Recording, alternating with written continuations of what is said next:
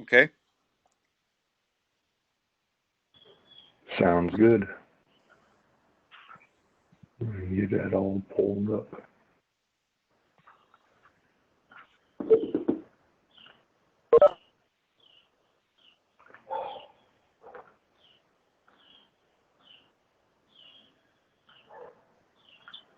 Morning, everyone. This is Abdul here. Hey, good morning, Abdul. How are you doing today? Pretty good. How's everyone? Doing well. It's Friday. Doing good. Thank you. Good, good.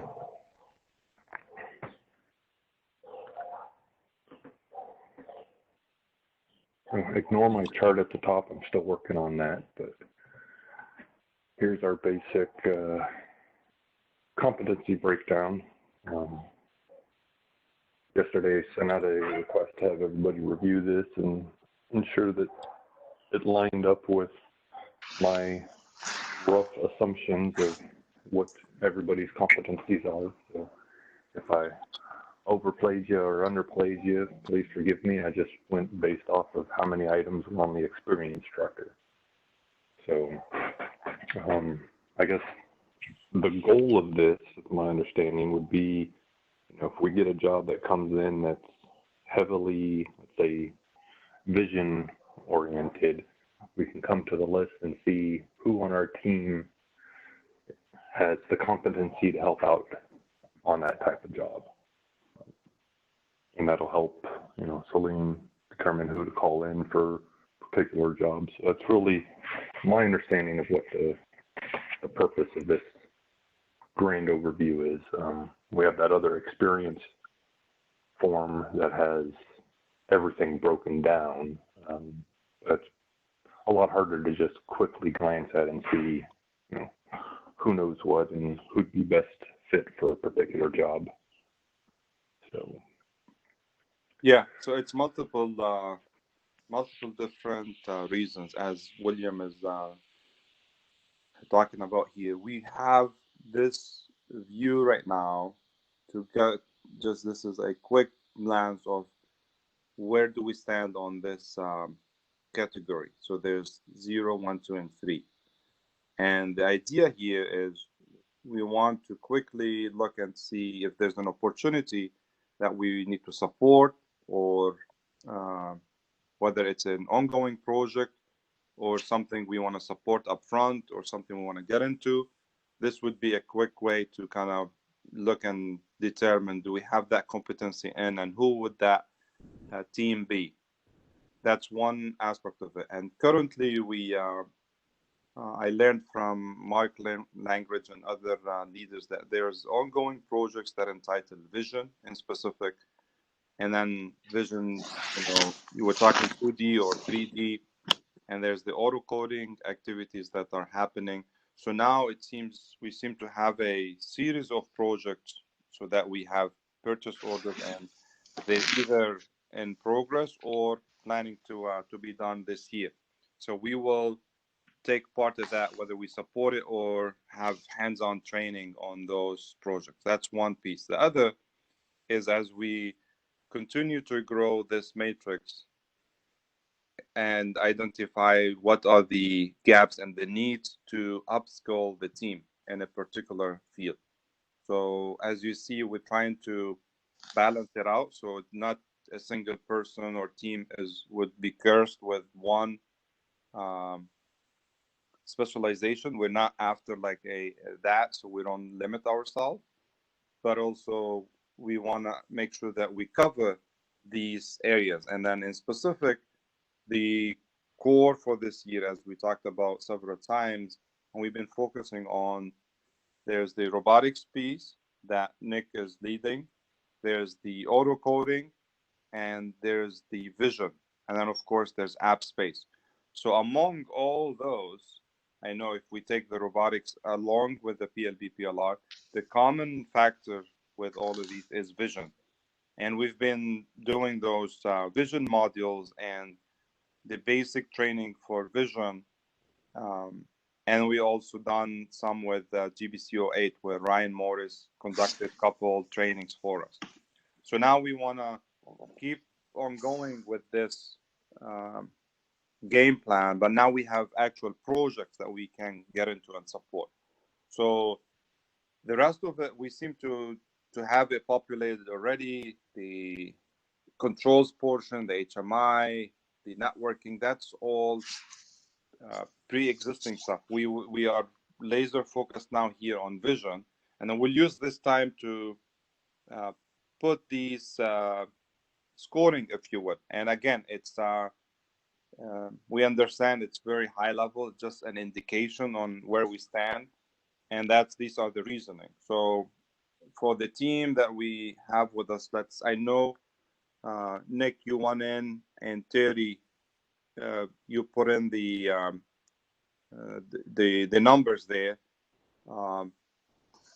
and we can take this a bit more granular to say, okay, what do we need? What do we mean by 2D or 3D vision? We will have another chart. We'll say, okay, this is an inspector, trispector, PLB, PLR, whatever devices. We'll get to that granularity, but from a high level, we wanted to start here and then link this one to the other sheet, that the other living document that William is talking about. So are you guys is that clear? Do we have you have any questions? How soon will you have that other sheet ready? We have the other sheet. It's the William, you want to pull it a little quick, please?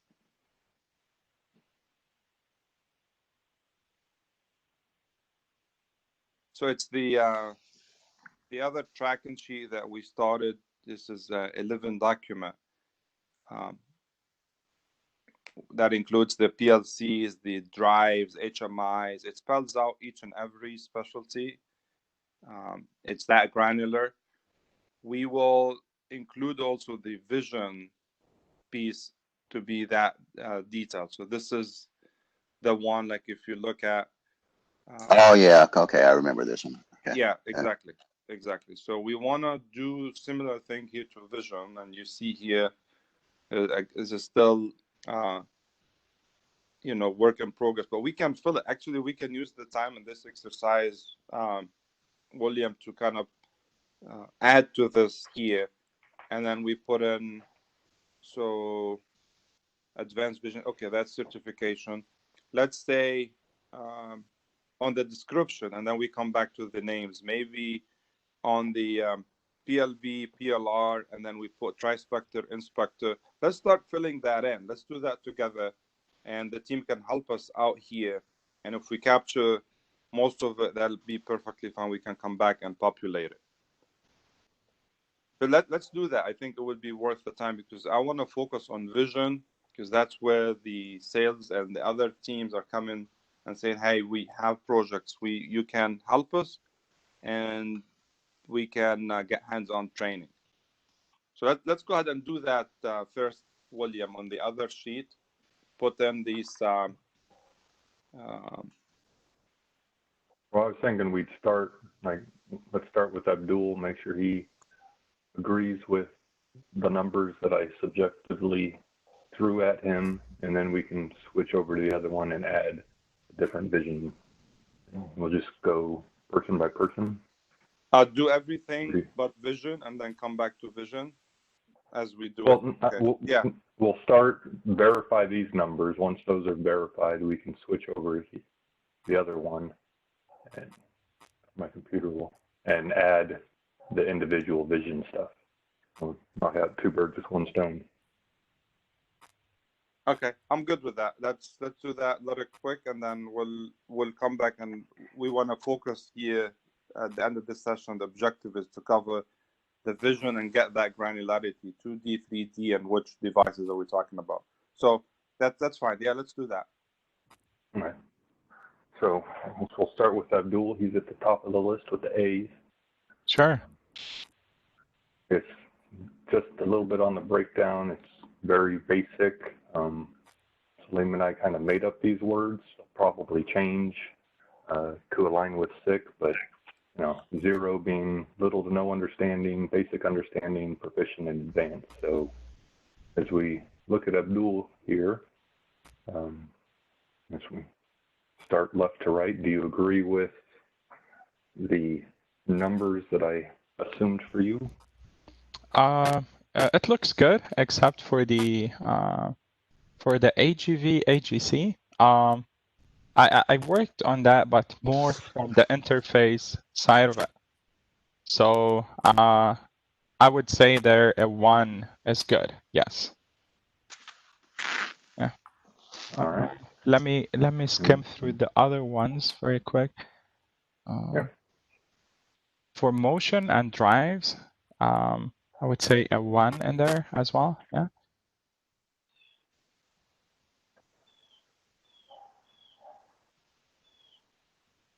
Okay.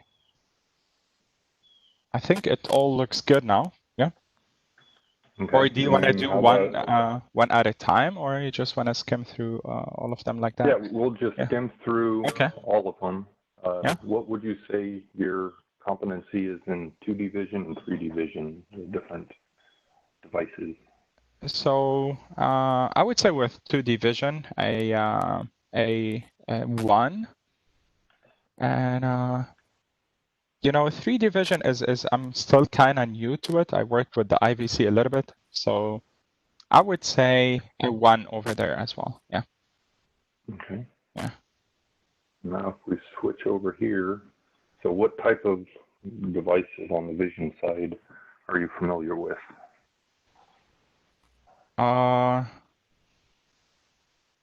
Okay.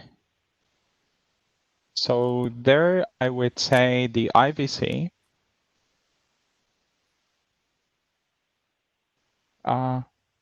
IVC. V as in Victor. Yeah. Yep. Got it. Thank you, Salim. And what else? You know, I mean, we've kind of got this broke down by year and experience, but Salim and I were talking about maybe adding like a competency. mm-hmm. So instead of number of years, you know, what's your level of comfort with the IBC on that same 1 through 4 scale? I would say a 1. Okay. Yeah.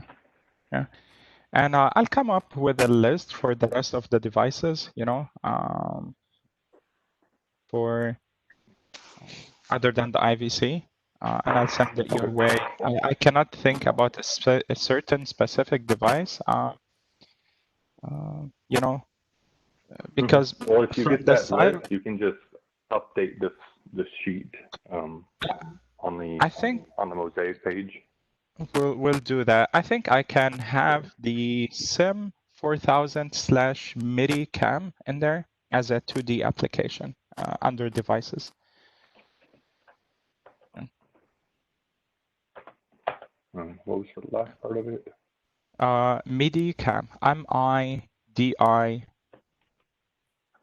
MIDICAM. Yep. So that's a 2D. Was a 2D application, and the competency there, I would say a 1 as well. All right. Mm-hmm. So yeah, if you come up with any other devices, like I say, feel free. Jump back over here on the experience page under administrative tools. Mm-hmm. At the very bottom is our experience tracker. You can come in and edit that whenever you want. Sure. Thank you. All right.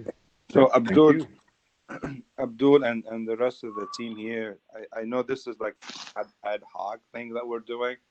As we go through it, things will start coming to mind, right? It'll be things that we either know from the past or working on. We'll just add it in here, but yeah, this would be a living document. Please come back and populate it. And whatever we can come up with here is good. Sure, Salim.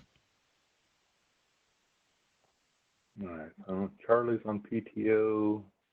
Daniel isn't able to make it. Eric's on site. Gary, looks like you're up next, buddy.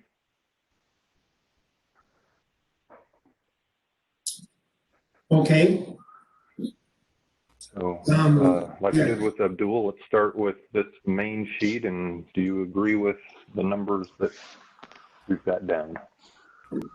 I agree with it all, except I'd probably, in the motion and drives, I do have some experience there, so I'd at least give me a 1 there. All right. So The rest of them look good. the rest of them look good. Now, when we get to vision, does vision include barcode readers and stuff, or is it just cameras?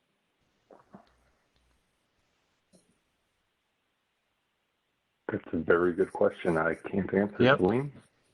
I would include them for the granularity here, and then I think I know what you mean, Gary. So let's put it here, and then in the other list, we'll spell it out what we mean by it. To be honest with you, as we're doing this exercise, I'm thinking more like there will be other devices that or sensor that we have maybe outside of the vision that we want to capture, but as these things come to mind, it's okay. Let's start throwing it in that list. But I would include it here, and then again add it, add the level of detail in the other tracking sheet. Nick, I think you have something to say.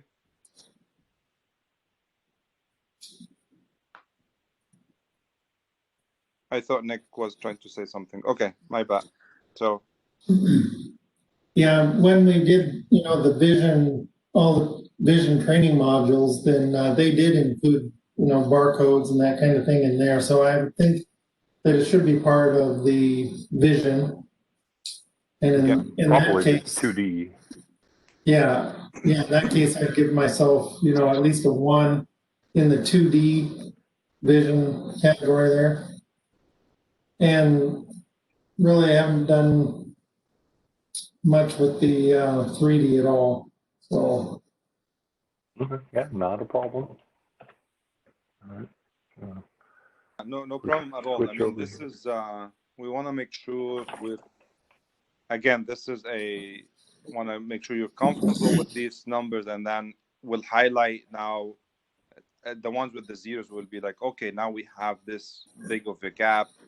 How do we cover it, and what training modules do we need, and how do we get into that between the hands-on trainings? Also, we started doing this, and we're still doing it actually, is the sharing the knowledge among ourselves. Like Alexander will come in at times and do those trainings. Nick's done a series of them. So we're gonna balance it out. We'll take all these as we look at it, and then we'll see what the immediate need is, or what's the upcoming project. Because I've asked for this list of these projects that Mark and the other groups are talking about, and then we'll classify it, and then we have that roadmap. So it's perfectly fine if we don't expect everyone to know all these kind of things, but we just want to make sure we have it balanced out and we can cover it. It might be something we all need to step up, but it's all good. okay, so on this page, I did some work with SIG and there they were using a ruler. So I put a ruler down there. Do you remember which model? Because I know they've got a bunch of different models. Like we're looking at a 3020 for the San Francisco demo. Let's see. And I don't know if it matters that much. I think they probably work similar and just get upgraded. But, I mean, we can just leave it as ruler for now. I'm not familiar enough with the differences to know if a particular model makes a difference between model to model. Yeah, I know I've got it. Rulers are typically a streaming camera, so it's just giving you a point cloud and stuff like that. Right. Okay. So okay. it shouldn't, We'll just the leave model it as shouldn't ruler matter. type. Okay. And then, Gary, what would you say your competency level is? About a 0.6. We'll round that up. Yeah. You've got some understanding.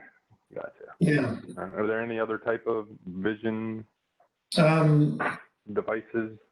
Yeah, I played around with an inspector and an interface with the Allen Bradley PLC when I was in the lab in Minneapolis for enough to give me a 1 on that one.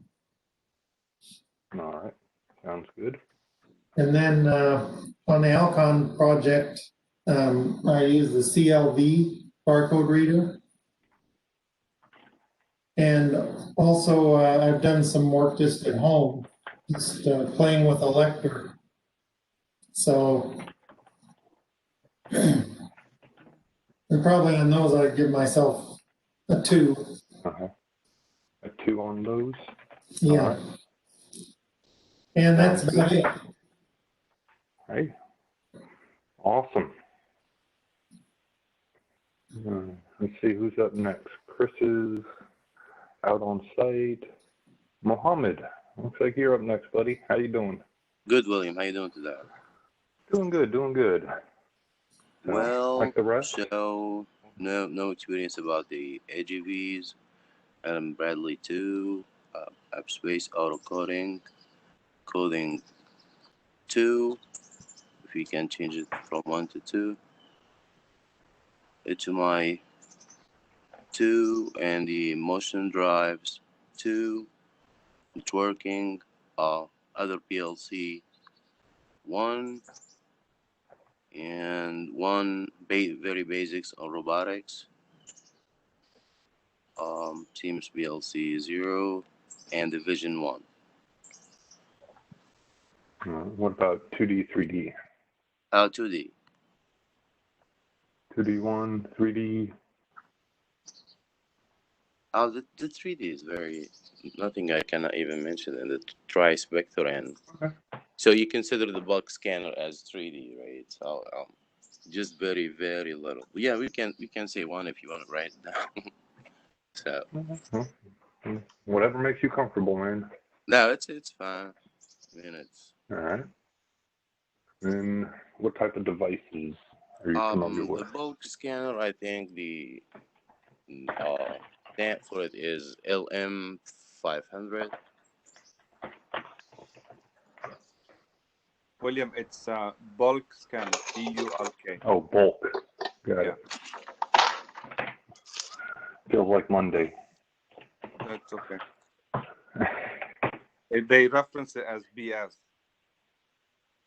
Yeah, that sounds like some Yeah, it's BS not to good. me. Yeah. And for the 2D is the inspector. That's it.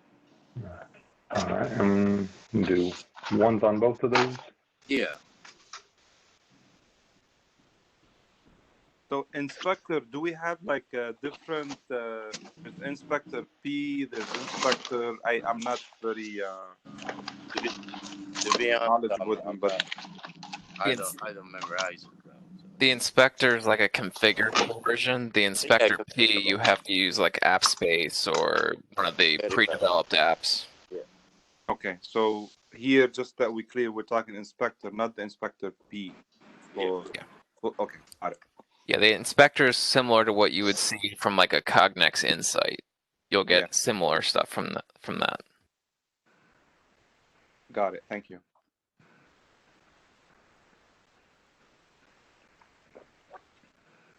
All right, so Moses is traveling. Nick, I know you've reviewed these already, so we probably don't have to change anything for you. Yep, I'm good So there. we'll just jump over. I guess the only one I had a question about was the AGV one. When you guys are saying that, are you asking your competency in actually using one of the interfaces on an AGV, or are you talking about like understanding the background algorithms and stuff like that? Yes. Okay. Yeah. What I because I can. I guess this is more of a high-level overview. So, I mean, Yeah. merge all of those together, and then on the other form, we can separate it to, Can you put like a 1.5? list out your. Because I could I'll probably. take 1.5, and I'll round it up to 2. Okay, there we go.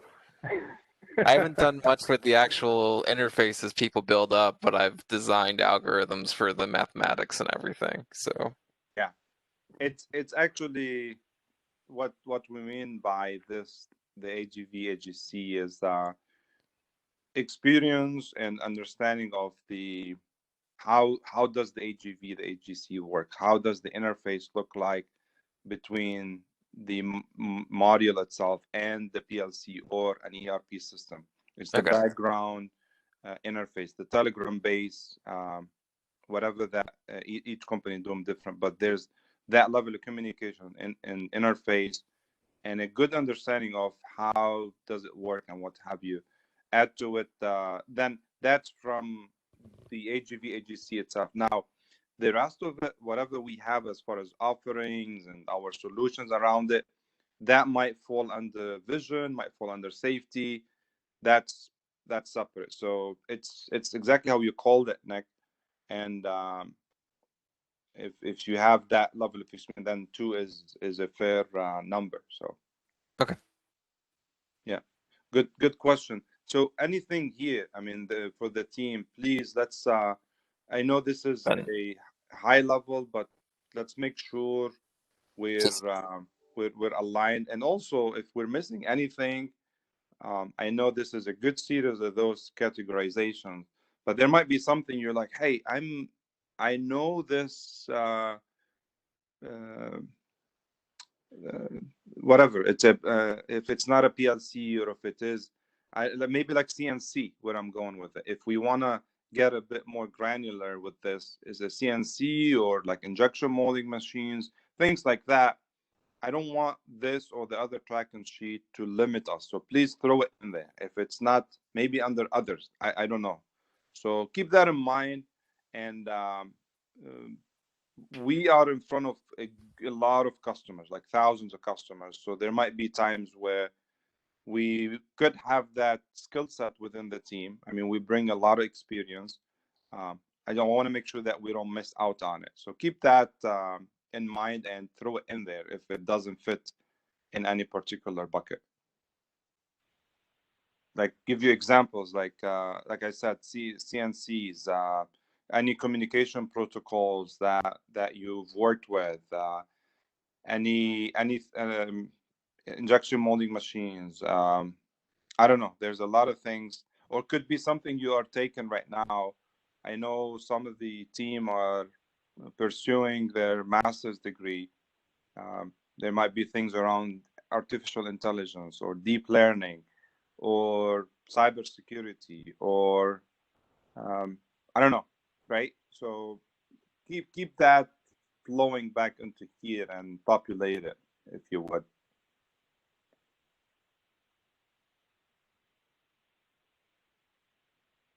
Yeah, that's a good place to throw it in there. Like we were give you a quick example, and we come back to this. Stanley Black & Decker came back, and they saying they need help with live view. Live view is what they spec on, and they need help from end to end. So first question come to mind: did any of us have any experience or worked with live view before?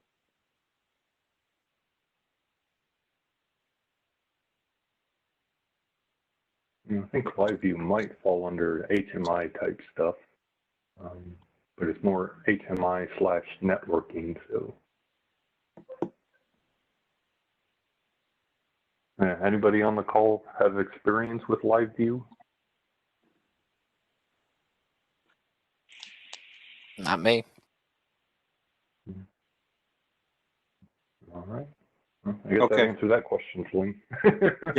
Yeah, and that's okay. That's perfectly fine, right? And I'm thinking along the way, and some of this stuff might be here under other, or maybe under HMI with the like ignition or HMI SCADA. I mean, if I search for the ignition, I'm expecting some of us to have that experience. But there's the ones now that we're stepping it up outside of the controls, traditional networks and topologies. Now we're talking ERPs. We're talking Cupware server. We're talking live view. Others might have adopted something else, global.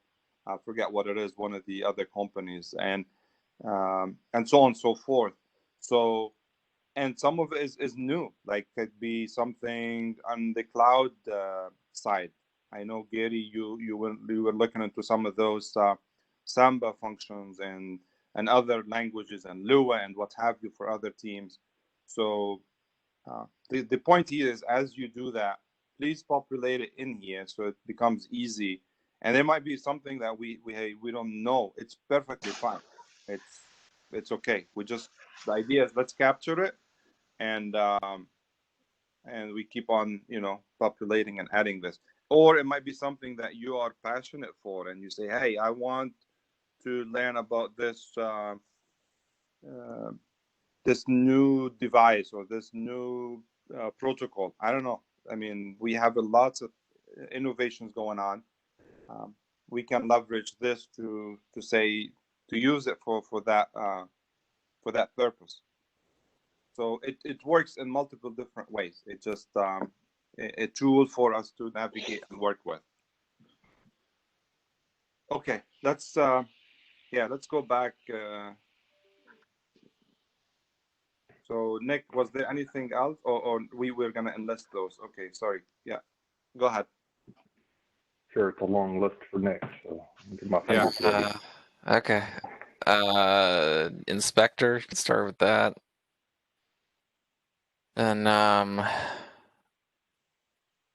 we can do Inspector P, 3D belt pick. Nick, what would be the numbers for competency?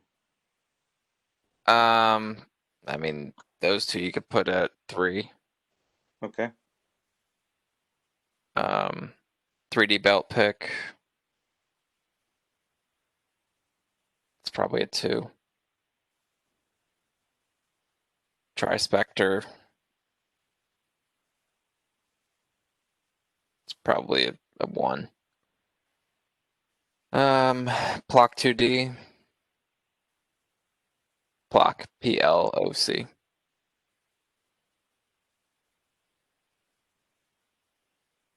That's a 3. PLR. 3. PLB. 3. BPS. Got a lot of acronyms.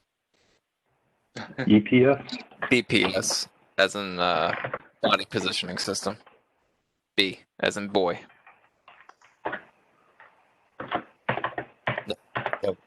Nope. BPS, so boy, Paul, Sam. There you go. 3.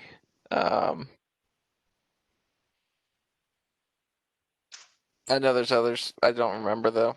We'll start there. Okay, yeah, that'll work for now. Oh, lecture. That's another one. Oh, It's obviously. It's 2. just a 3. Oh, 2. Oh, had to throw a different number in there, huh?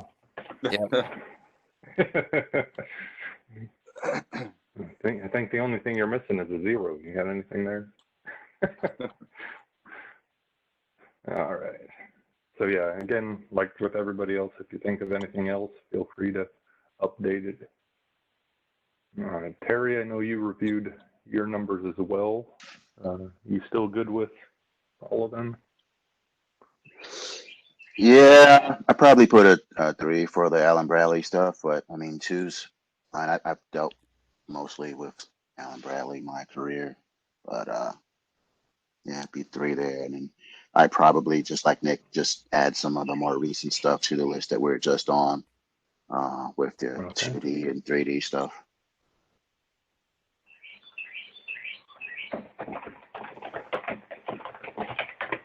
All right, what you got? Like your Inspector P, I just put up one there for basic understanding since I've gotten the, the internal training with Sophia, a year or so ago. Basically, I got it all in one bundle.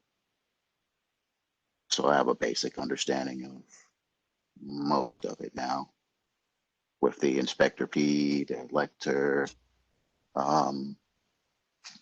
CLB,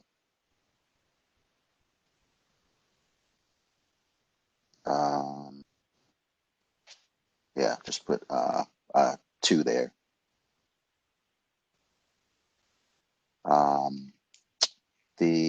Let's see, Trispector 1.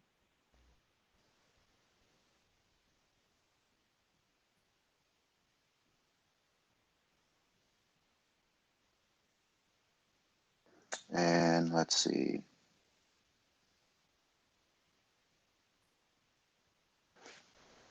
Make sure I'm not missing any. I think that covers most of them. All right. If you think of anything else, go ahead and feel free to load yourself. Yeah, I'll come back later if there's something else I can think of, but I think a lot of it's already on there. I just didn't have the vision stuff on there that I got recently with SIG. Okay. And I'd be the last one, and I've set up all these numbers myself, so I agree with them. And I haven't dealt with any 2D or 3D stuff, so it makes mine really easy.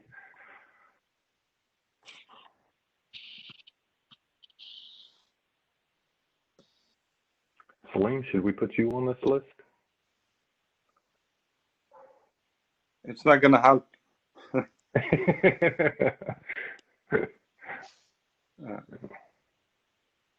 I'm not. I had mine with everything else, but not the. Definitely not with vision. So, yeah. Little understanding is probably fair, but the other stuff, I mean, I can add mine there for the other category. I think when we initially started this, I have mine, so I need to fresh it up. Now, let's go to the other list, please. And I'm thinking there's few like Visionary S, Visionary T. Nick, did I you? forgot those. Yep. Yeah, yeah. Yeah, I didn't put those in there. Yep. Visionary S and Visionary T. Yep. Okay. And also scanning ruler and all those. Okay. Yeah, let's capture this. I know Chris has been working with those between Visionary S and Visionary T. I would include him there, and he can populate it. But for the team here, and Terry, did you say you're familiar with both as well? No S at all. T, like 1 basic understanding. Okay. From the time I spent a little bit of time with Chris in Minneapolis, Chris and Daniel, who were one of the projects that he was working on. He kind of showed me some things on that, but I'd say just the 1 basic understanding for Visionary T. Okay. 3, 2, and 3, William. And then you can also add the N35 and the X36. Those would be 3s. What are those, Nick? Those are the third-party cameras that integrate into the PLB. They're from IDS. Okay. Let's add a little, maybe in brackets, put the IDS in there, please.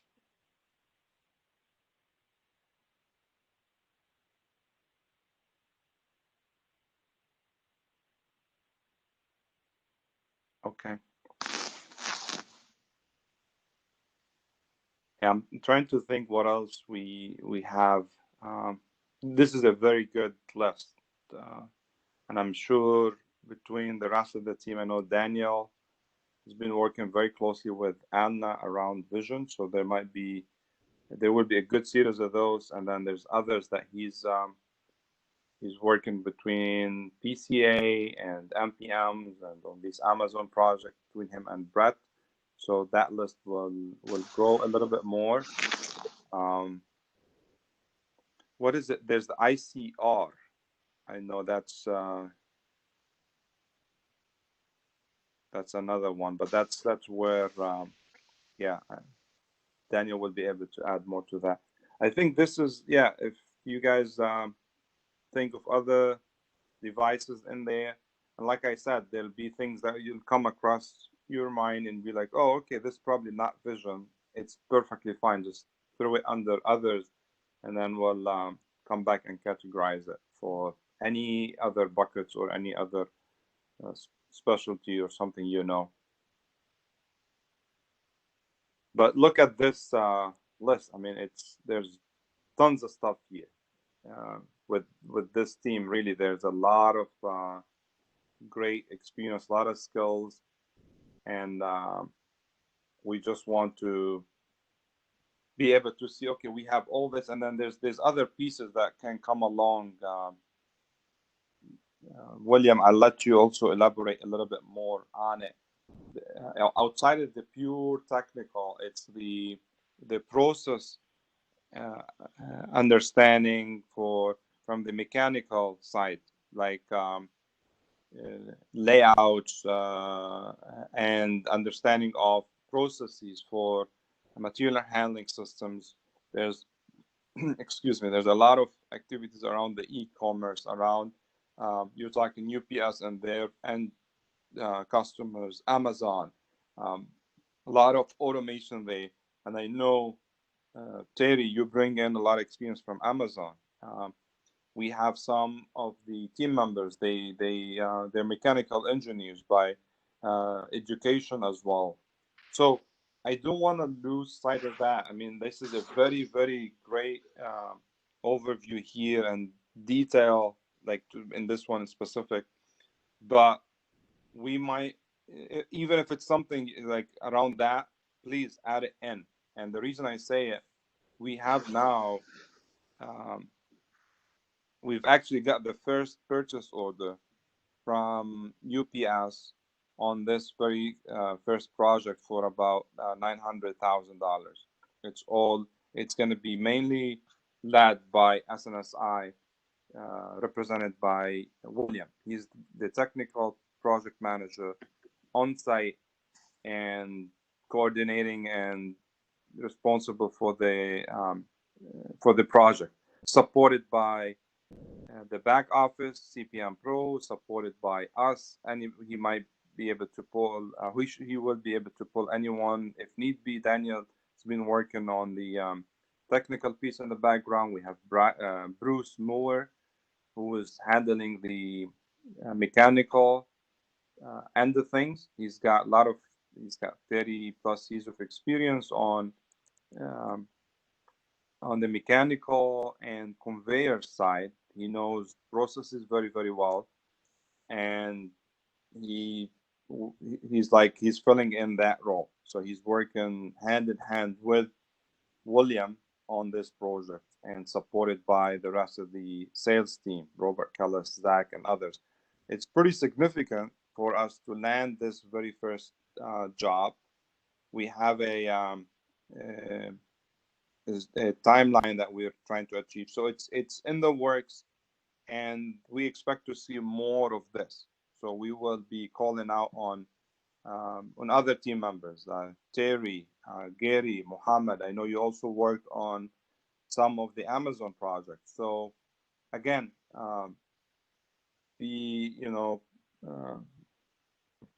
start thinking about that, and then start throwing those experience and that skill set that you have around those, from, like I say, from the process end of it. William, I'll let you elaborate more, and from what you've seen so far, to bring a little bit more insight to the team.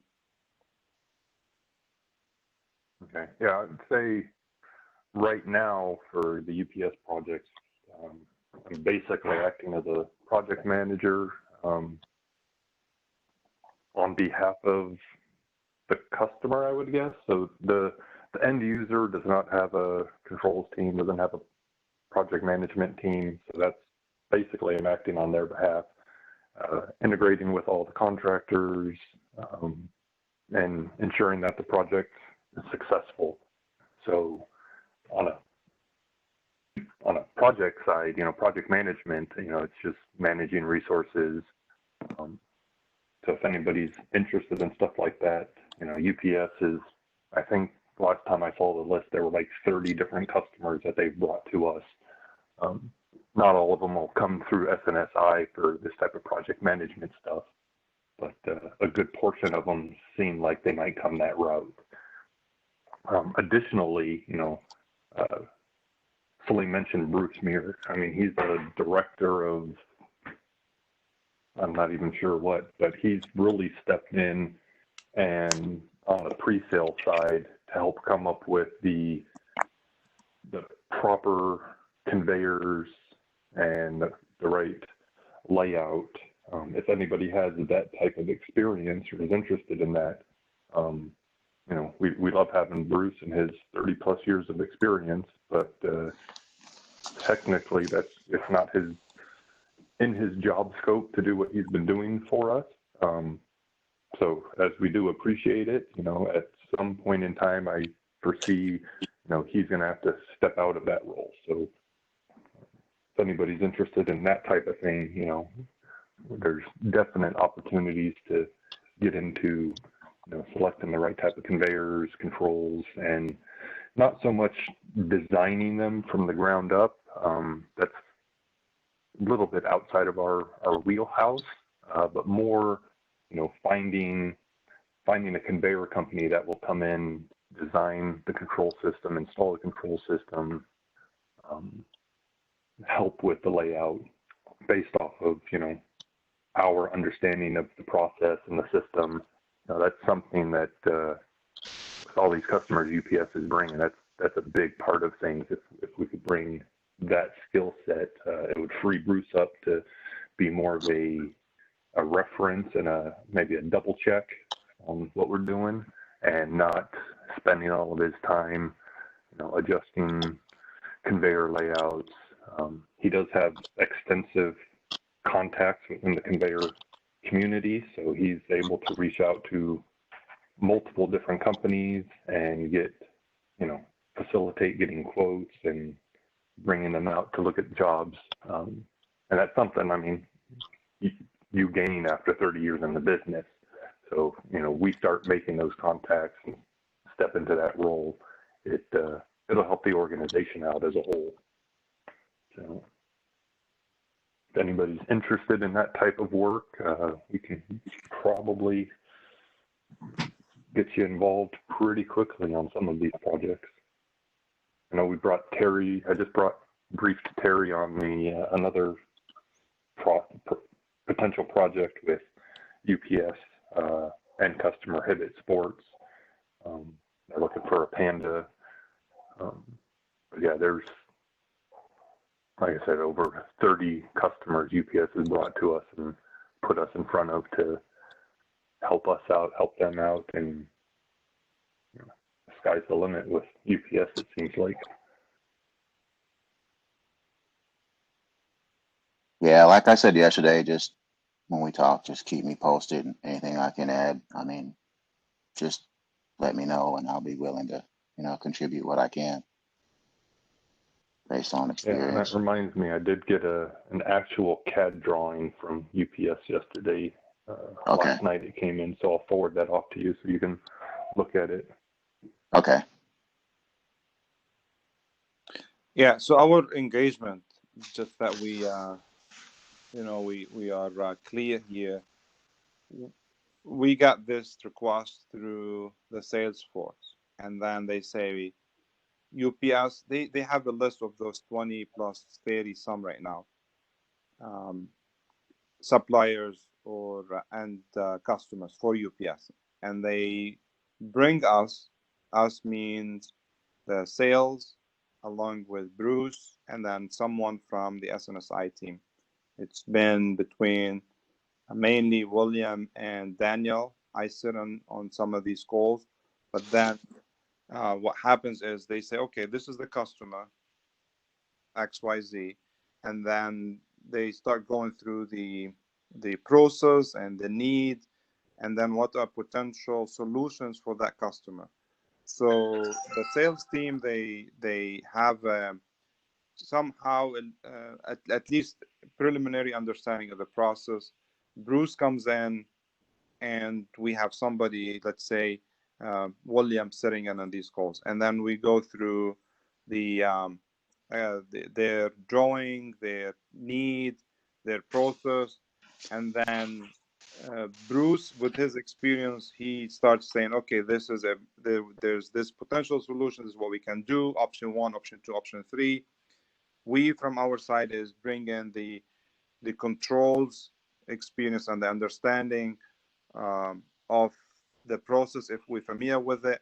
So there's a lot of synergy here, and it's a group, it's a team effort. So we and then we start piecing it together. And if this latches with the customer and then they want to proceed, we'll stay with it. In this case, William, for this very first one, from A to Z, to go through the execution and what have you. So that's the idea. I mean, it's working, but then if we challenge with like multiple ones in a given week, then that's where you can only be, you know, on 1 or 2 if it's 2 people. But and you learn more. And then now what we're doing in the background is we're building this list of, okay, these are potential integrators or OEMs that we can work with or partner with. They'll bring in the mechanical piece, and we also have another contractors list that they can do the installation, whether it's mechanical or electrical. For now, we're kind of overseeing and doing the technical project management much more on the PM side. But there'll be times where we, S&SI, and probably PCA, maybe LTS, we do more of the installation itself with LTS, but also the integration into the control. So the beauty about it is we can step it up or step it down. So you'll find out more. And what we'll do with this first project here, we're gonna keep track of these learnings, and also highlight this process. I mean, it's something we all done in the past, but this is it's new to SICK, as taken this broader or bigger scope, and we're gonna to make it more relevant and easy. And that's what we'll be working with William in the background. And William, please pull in anyone from the team here as the capacity permit, and then work out this process in the background. Is like, okay, this is what we learned, and this is how it works, and this is how we foresee this for the other projects. So it becomes more trying to standardize it where we can. So we've been doing this. Yeah, we're definitely thing. learning a lot on this one. Exactly. Yeah. Yep. So that's the idea.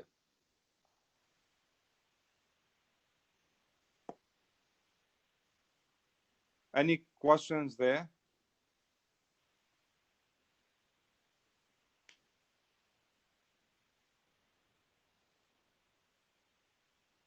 All right. So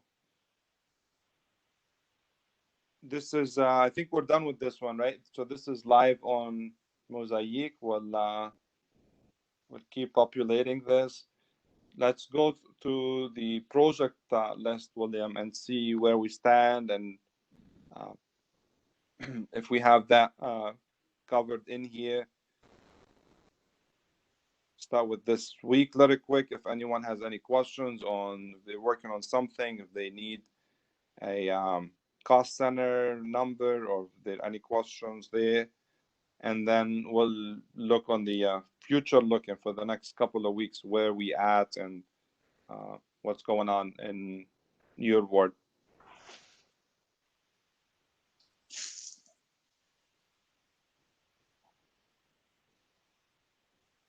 So first things first, this week, are you guys all set? Anybody needs like a network activity number or cost center or something that you're working on and you're not sure where that need to reside? The San Francisco demo project, is that still just going under special assignment? I would say yes. We've got quite a few hours to allocate to the S&SI side. So for now, I would say continue there. Keep track of how many hours you're charging each week and let me know, and I'll keep a running tab so that we know when it's time to switch over to one of the other cost centers that we have. Yeah, I would say if you're saying for Nick, if you are doing activities for the San Francisco office, I think now, William, we're kind of light also on the external and the internal.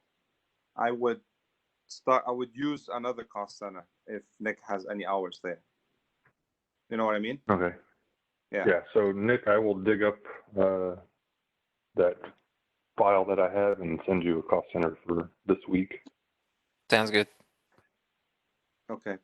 Perfect. And then same for you, William. Let's do that as well, please. I know you're working on that one. Okay. Anybody else have questions for this current week? How are we looking for this week, William? Yes, Salim, I got a question about the rejected SBD trip last week. So we spent some money about airlines and stuff like that. And we have the NA for that project. So when I'm doing my expenses report, I should claim that to them or to our SSI thing, the 600. Yeah, I wanna. We're working on that internally. So give me like to mid of next week, Muhammad, please, till we get this sorted out. What's the rough estimate for that expense and the hours? I think less than the hours is traveling hours on holiday. I don't know how you're gonna calculate that. And for the round trip, it's I guess less than 1,000. So Okay, so maybe around 1,000 with the car, or were you able to just come back from the airport? no, I try to minimize all the expenses. I just spent money on the tickets, and that's all. Maybe like a meal or breakfast. So Okay. all right. Okay, got it. Yeah, let me. Yeah, we're working on it in the background. We're talking with SPD as well, like how where to charge it to. So there's no NA number for that. I know you thought there's one. This is I'll talk to you offline Okay. about All it, right. All right. but All right. we'll sort it out. It's a good question. All right. Thank you. Okay. Yeah, no problem. Anyone else on this current week, like any questions there?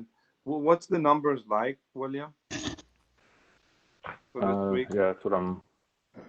So we are at 16.7 prod 1 and 52 prod 2 based on our estimates. Okay. Although that's not going to be accurate because we didn't do SBD. On to San Francisco. So yeah, it's probably going to be more like 16 and 33 for this week. Okay. That's a very sharp drop, right? This is, yeah, we were expecting to be in SBD with 2, probably 3 of other team members in multiple different sites. So that's the major thing. But prod 1, when it's that low, does it mean we only have UPS? That's correct. That's the only thing that we had for this week for prod 1. Okay.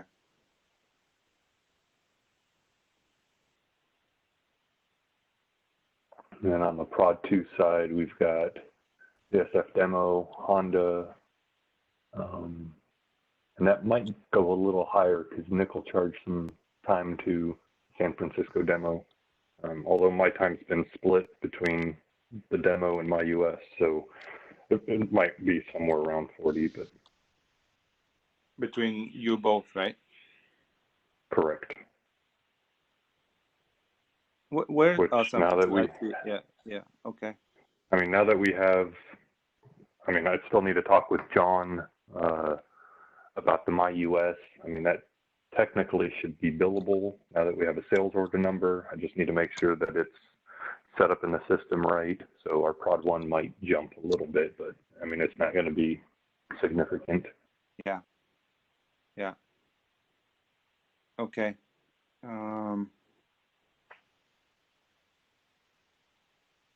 All right. How are we looking for next couple of weeks?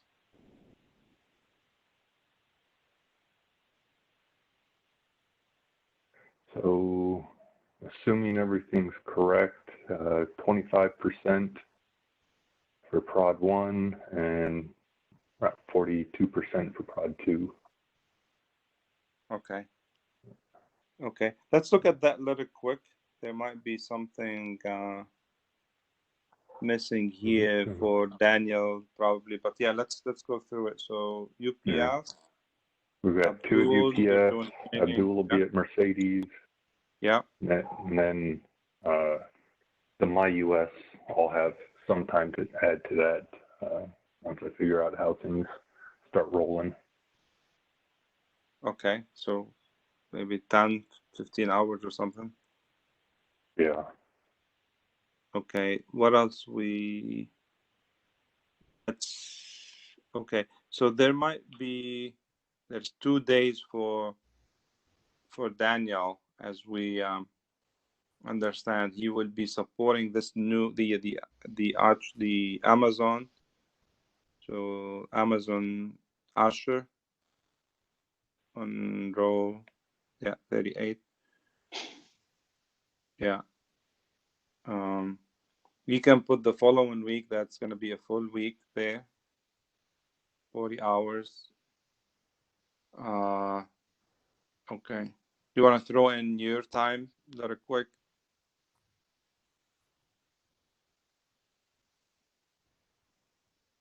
Okay.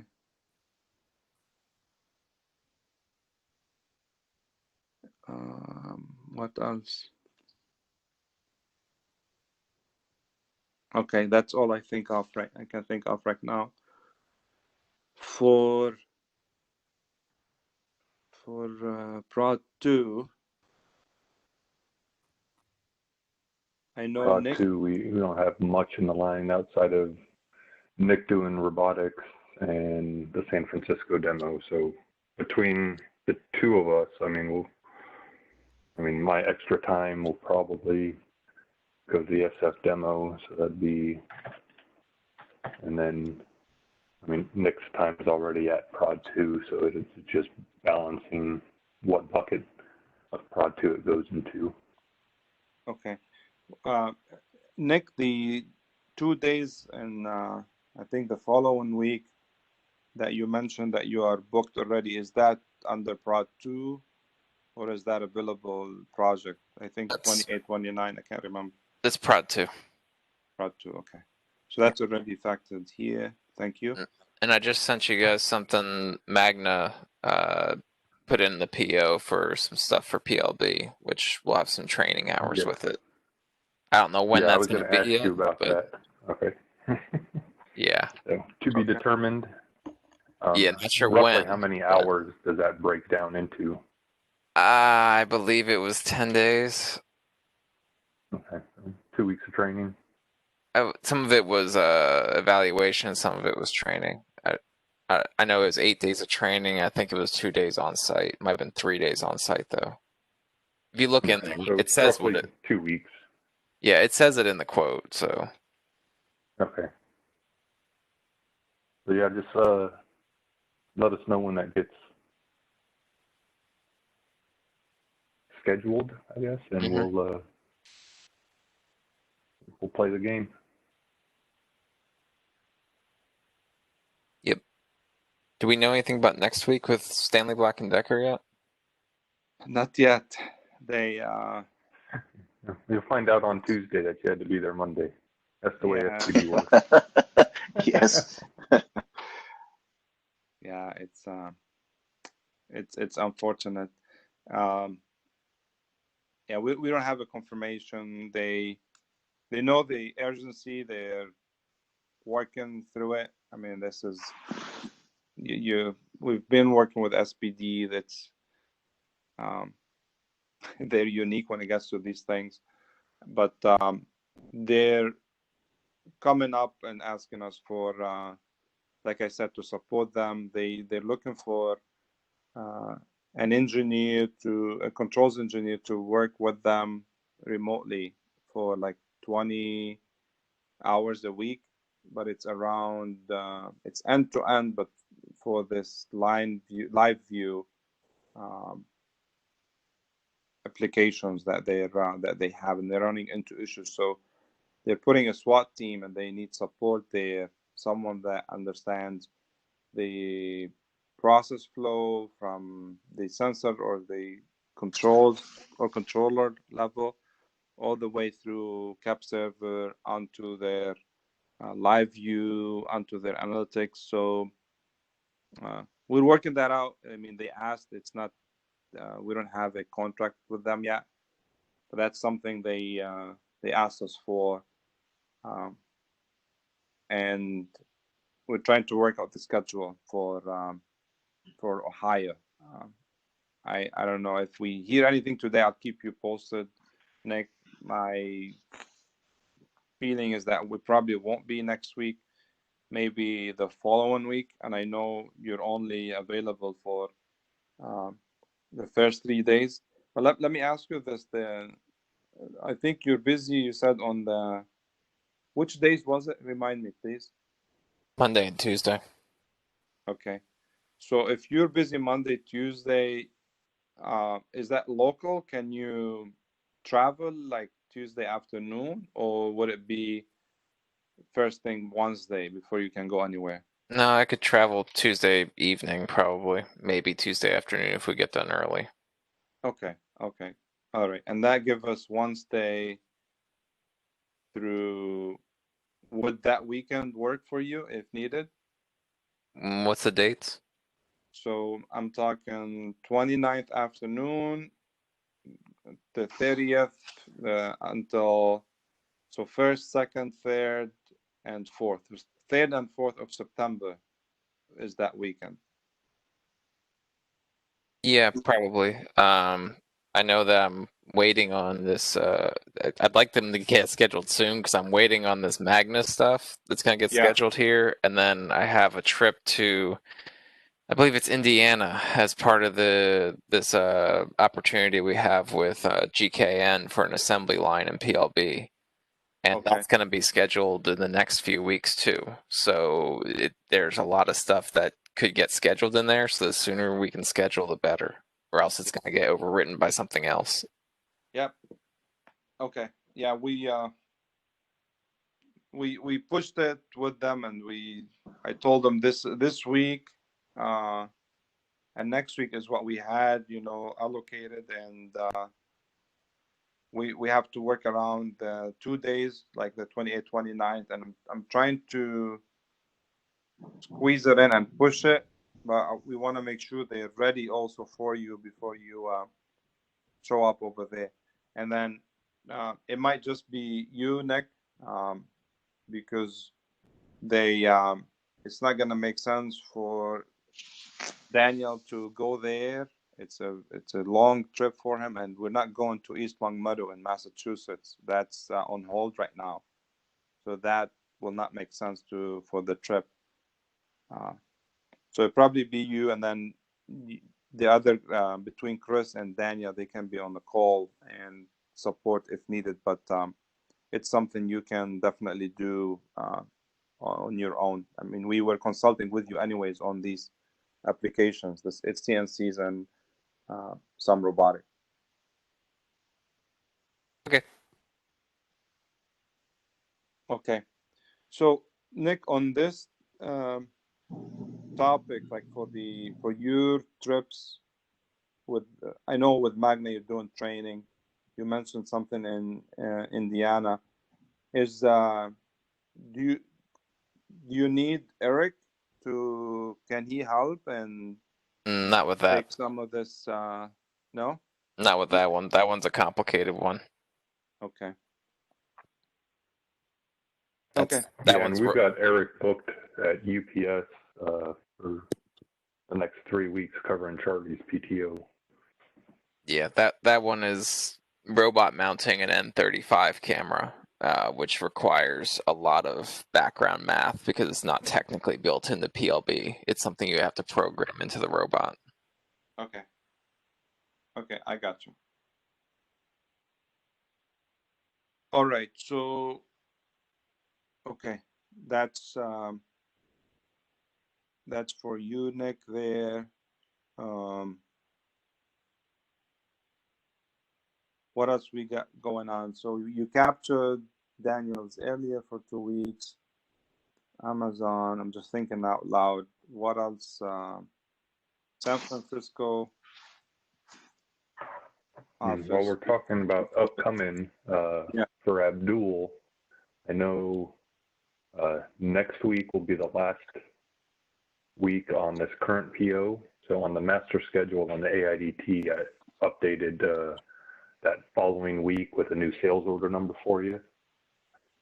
So Yep. you'll switch between sales orders that week. Perfect. I don't know if you had the chance to see my email that I forwarded from David. He's Yes.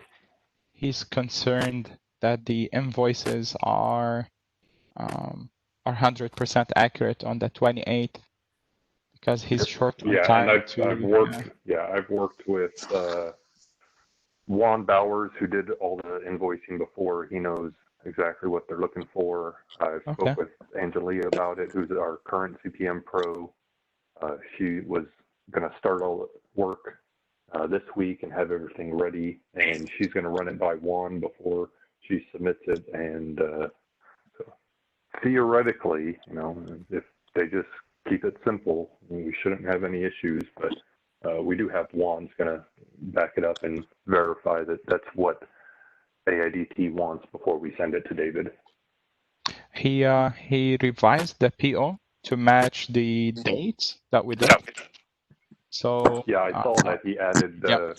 Changed it from September 10th to September 11th. Now, did you teach classes on the 11th, or was it just you wanted it to end on that Friday? No, we taught a class that week, but it happened that Labor Day was Monday, so we started So it was Tuesday. Tuesday through So Friday. that was exactly. Yeah. Okay, perfect. Yep, I forwarded that off to Angelia and pointed it out to her, so should be good. And like I said, I'll verify with her Monday that everything looks good. Yeah. I mean, it should be pretty simple. Match the line item with the date and charge a flat rate. Don't send anything else.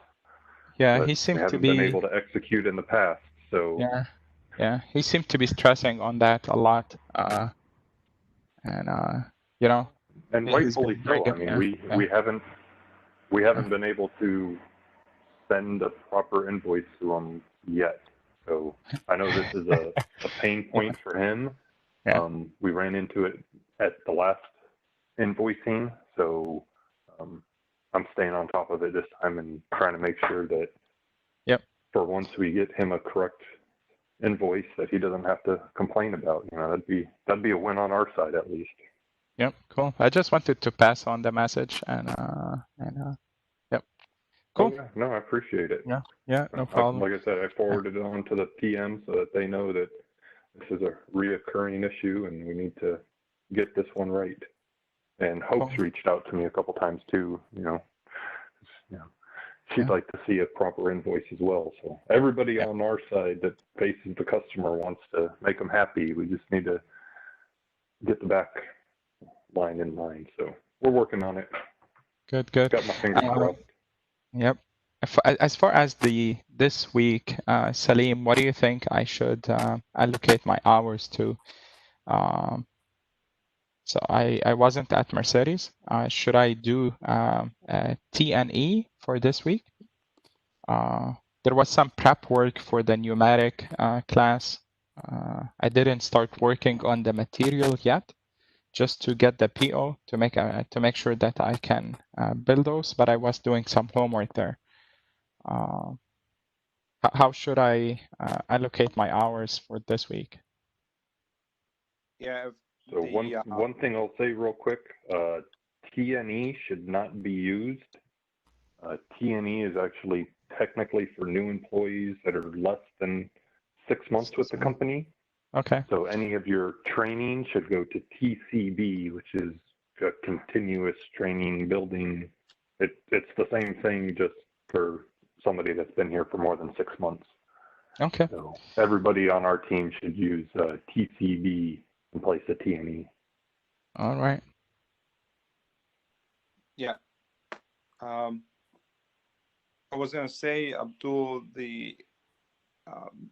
we will use the sales FA sales cost center, because when we do these this type of work in preparation for quotations, or this is like others like customer facing, that we will use those allocated hours. Well, yeah, as so which one have The FA strategic, or yeah, I'm going to go to tech sales, one of these two. probably And we have enough hours remaining on both of them. Okay. Yeah.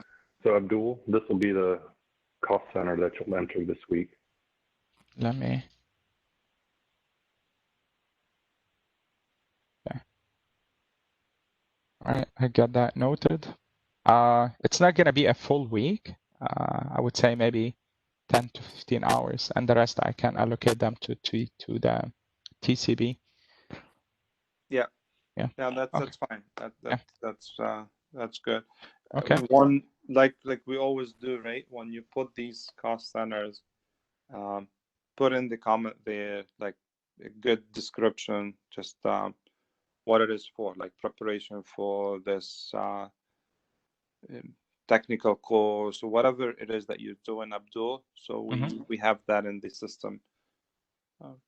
So what did you say? Like 16 hours? Yeah, I would say something like 16 hours. Yeah. Okay, so that's this week.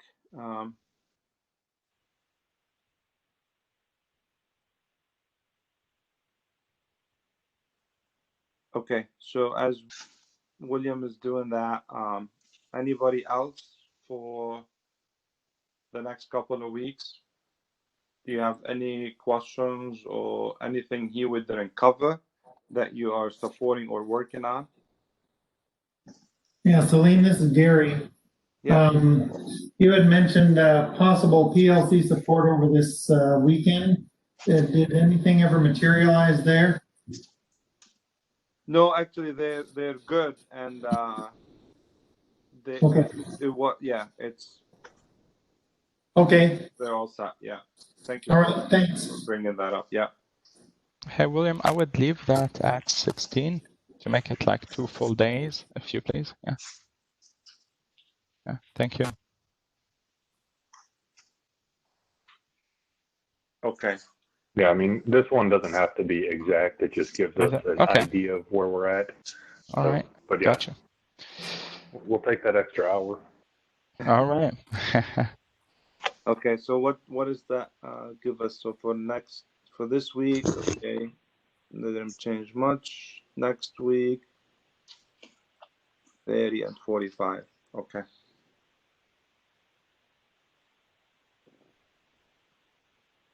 And then if we look at the monthly averages, we're predicting 30% prod 1 and 49, call it 50% for prod 2. So a little bit below target on each one. And again, if SBD would have come through, I think we were tracking right on. Okay. So I'm gonna keep you guys updated with these other projects that we talked about. There's the vision applications that we mentioned earlier. There's talking to Mark. They have project with Nestle, Chibani with for auto coding, Toyota and Honda. He mentioned. So I have a follow up with them on Monday. I'll come back to you.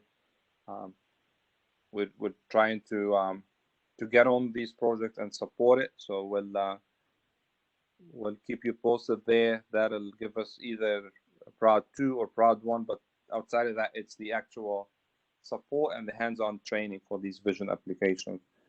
So stay tuned for that. There's also the UPS that we mentioned. As we support those, if it's something we're learning, that's going under the TCB. If it's something you're not certain that, hey, am I learning on this or am I supporting? Raise the question. So we don't want to absorb that necessarily because it might go to a different bucket. So please continue to raise these questions. I know at a given week you might be juggling multiple different things and you're not certain. Don't just assume that it's a TCB or assume it is a cost center. Raise these questions, but we want to leverage everything we have here with the capacity, with the skill set, and balance it out. And if anyone have a need or need another layer of support, please come forward. And if you're also available, just also connect with one another. This is about our workmanship, and let's keep that momentum going and help each other out as we find something for each and every one of us, whether it's training or support or customer facing or project management. We're all over the map. So please keep that in mind and raise questions or concerns and all of that. The one last thing is, if you have not updated your vacation tracking sheet, I know it's probably in ADP, but please go ahead and do that. I think we have that on Mosaic page. If you want to point that out, William, yeah, please.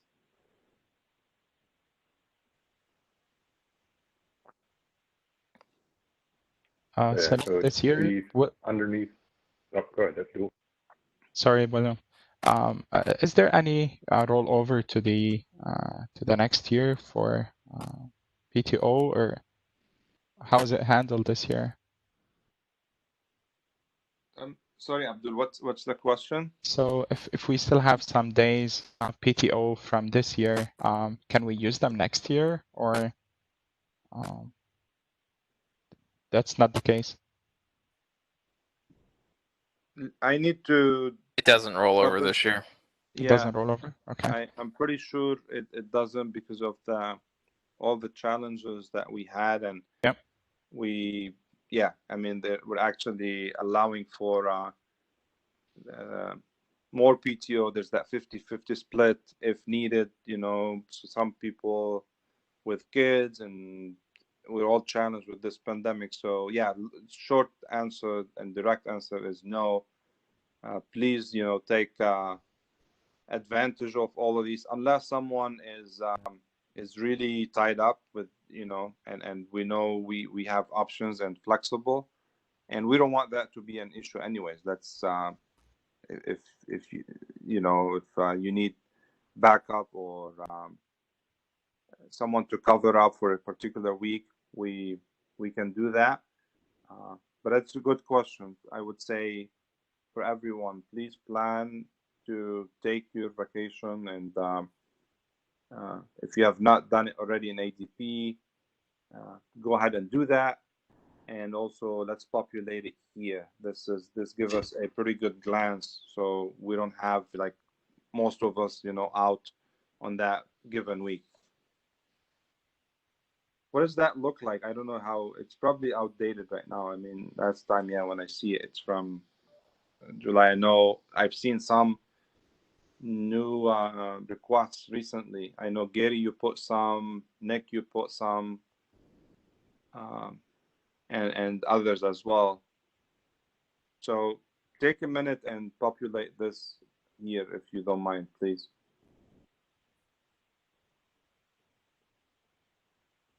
Yeah, I know Daniel is taking. Looks like Daniel's gonna have a great Christmas.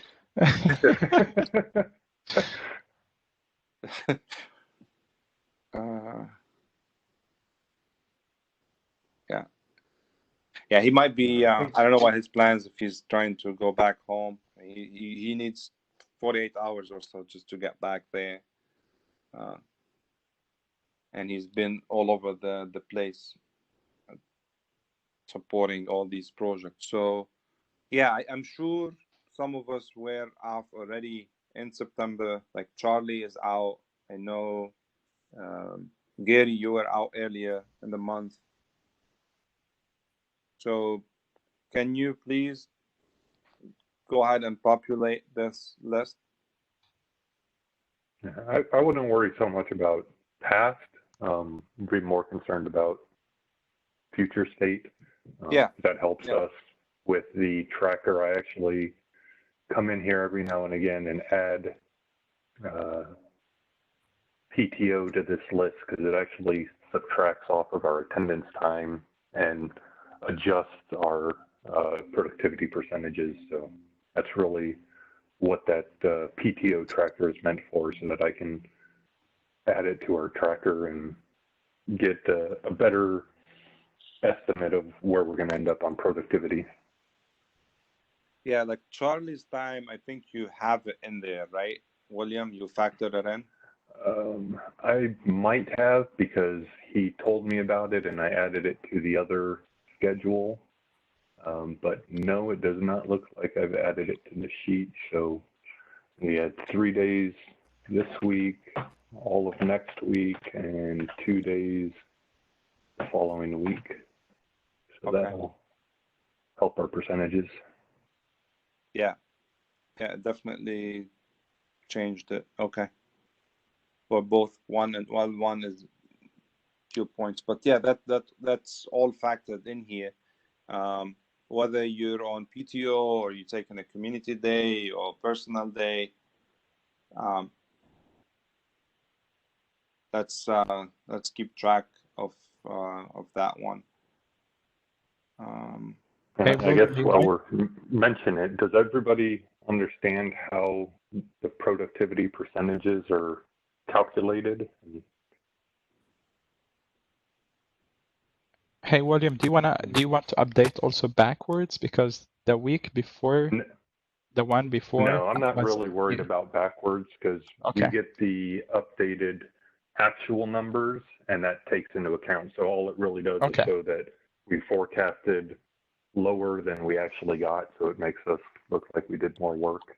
But no, I'm not trying to create extra work and backfill this every month when they pull those numbers directly out of ADP and we get the actual numbers. This is just our estimate.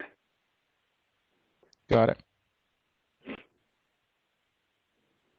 Yeah, it takes a minute. I mean, I know in ADP it's not, I can go and check in and what have you, but it's not that straightforward. For you, everyone knows. I mean, it's fairly quick. Just look up what's your future vacation looking like schedule and just kind of update that mosaic page now that we have it for everybody.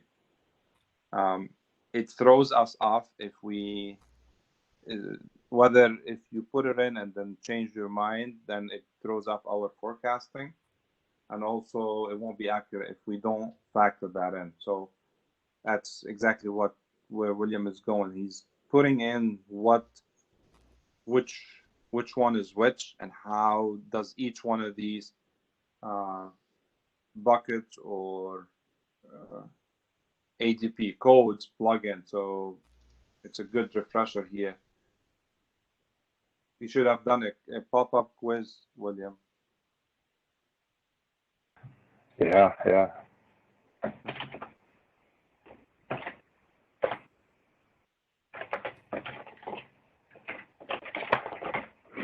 So these are what we're graded on Prod 1 and Prod 2. Common denominator is the attendance time. So any time that you work, so, you know, on my forecasting sheet, I estimate that we work 40 hours a week. If we get overtime, it's a 1-for-1. So I don't try and worry about overtime since it's just an estimate. But we subtract out any PTO time and subtract out any holidays. And that gives us our denominator. For productivity 1, it's all the billable hours. So anything that's charged to an SO or an NNA, sales order network activity, that's billable to an external customer divided by attendance time. And that gives us our percentage of Prod 1. For Prod 2, we take that same billable hours and we add anything that's not charged to our cost center. So anything to FA sales, NPM, any other cost center outside of our 600-366600 is added into there, and then we divide that sum by attendance time. So that's why, you know, we're always talking, you know, trying to get the work that we're doing for different groups within SIC, you know, charging our time accordingly to them, because it helps our productivity and makes us look like we're actually doing work.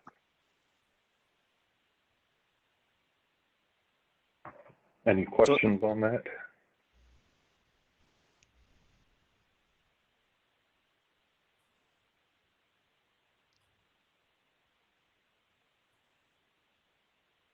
So what I was gonna say here, so attendance is clear. That's total hours minus PTO, right?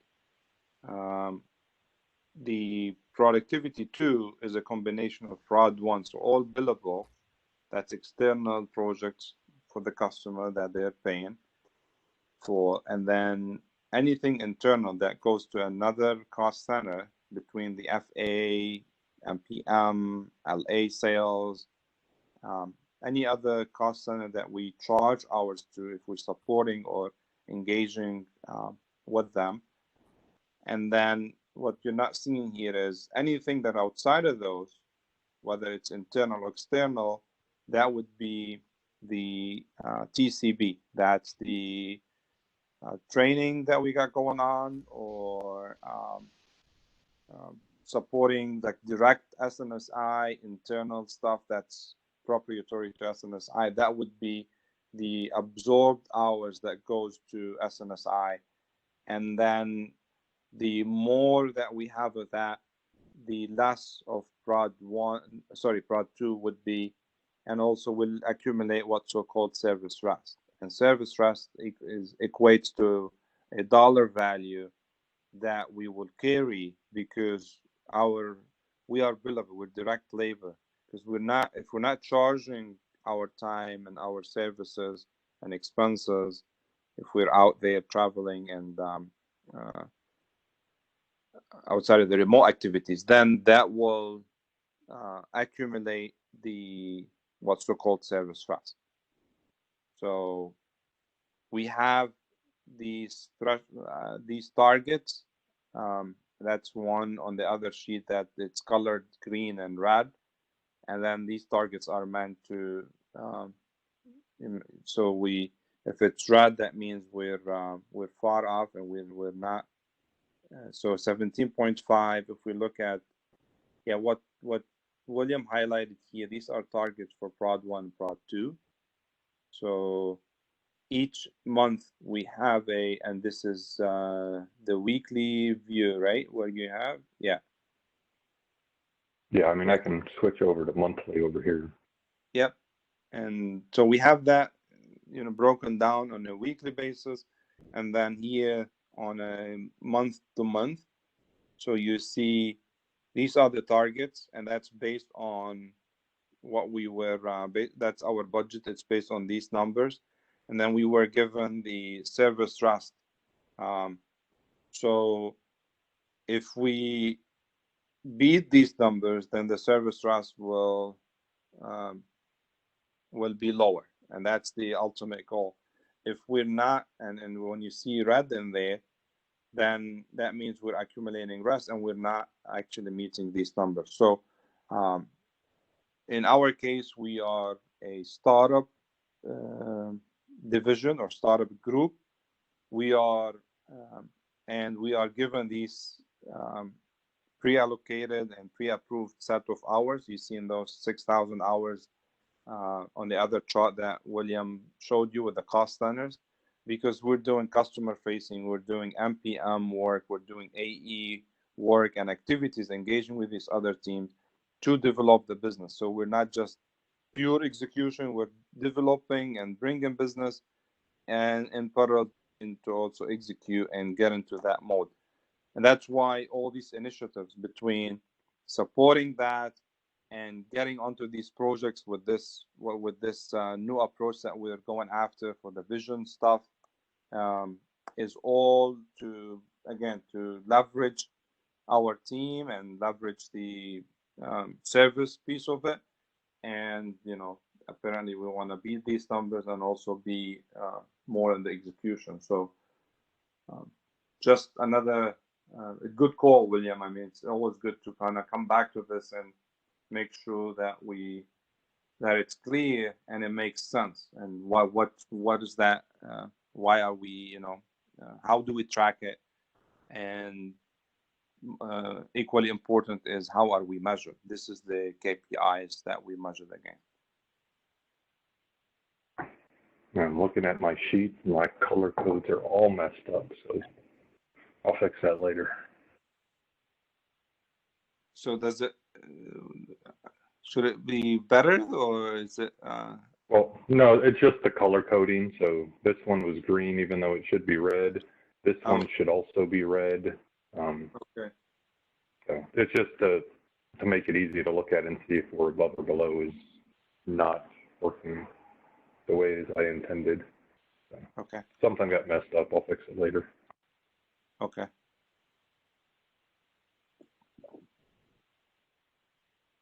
Okay, good. This was a quick, good refresher. I know we exceeded the time here, but I'm good for another 4 or 5 minutes. If anyone has questions or any comments on this.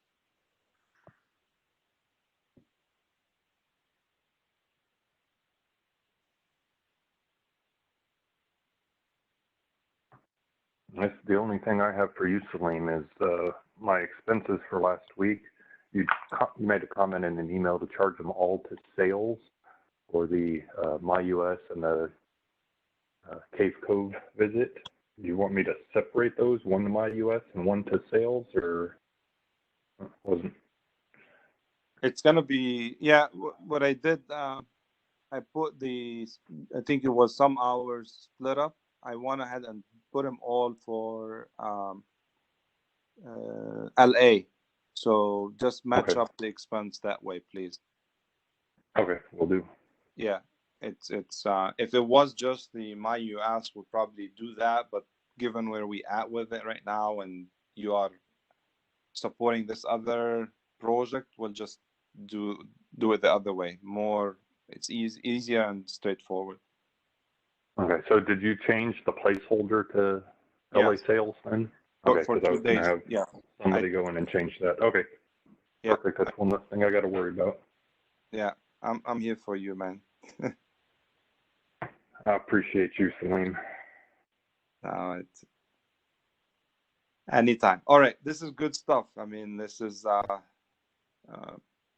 again, full disclosure. This is really what we spend a good amount of hours. William and I. He keeps tracking of this and keeps populating it. There's a lot of data feeds into this. We don't mind at all to keep referencing that and doing these refreshers. And also we'll come to you on the revenue side, just more for your situational awareness, just to kind of keep you in the loop there, what these numbers translate to.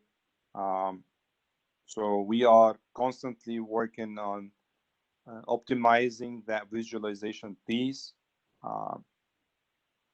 William does a significant. Right now it's much more organized, and we have these systems to populate and update, but we have to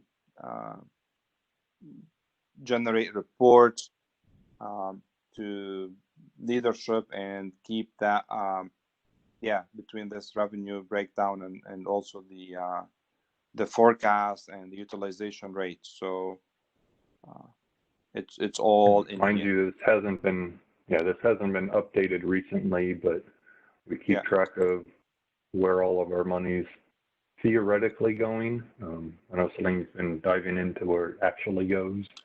We get these breakdowns, but this has not been updated probably about a month or so, so it's a little outdated right now. I have like you said, William, I've got more transparency right now, and we're finding some of these projects, like should it be 05, should be 06. The good news, it's between the two, so it's not misrepresented. It's just that we want to reflect it in here. But if you scroll down, the one more thing that we want to show a little quick is this piece, the pending codes, and then there's the proposal, and then from the cost perspective, and then there's the one from the status view, like which ones we are delayed, which ones are lost. And then you see here, maybe the chart here does, so you see the two spikes. There's that one UPS alliance in the middle, that's about a $1 million. So this one fell off. I would say this is off. It might come back. I don't know if they want to revisit that. But then the two, and then Mercedes one, we lost it. But there's we probably don't have the where's the my US hasn't been added yet. Okay, that's fine. Like I say, this is outdated. Yeah, no, that's okay. But the idea is we're keeping track of this, right? I mean, we're over $8 million worth of proposals, or maybe in that range already. But it's with the lost and everything, and then the SBD, so that's about 3 million to 5. We get UPS, so $6+ million. And then we're keeping track of this as to, from a lessons learned perspective, also from keeping it on the record, and then as a learning and lessons learned, like what went wrong, what did that one fall off, what did that one come through, and what have you. So, but these numbers, I mean, as you see, they're very significant. The good news is it's coming through. We have one of that's not in here. It's the one we have on hand for my US. That's about $900,000, and hopefully more to come. So, I mean, we're looking good. We just want to keep up what we're doing, and then balance out our workload, and keep on pushing and working through it together. So, with that said, I want to say a big shout out and thank you all for everything you're doing. I know we're covering a good series of things. If we need to revisit any of these and do a deep dive, by all means, bring that up, and let's go at it. Okay?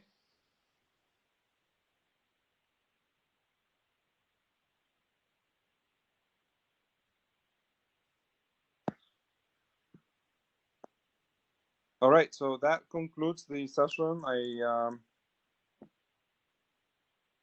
Sorry that this one long. It's definitely worth, but have a good day, everyone, and enjoy your weekend.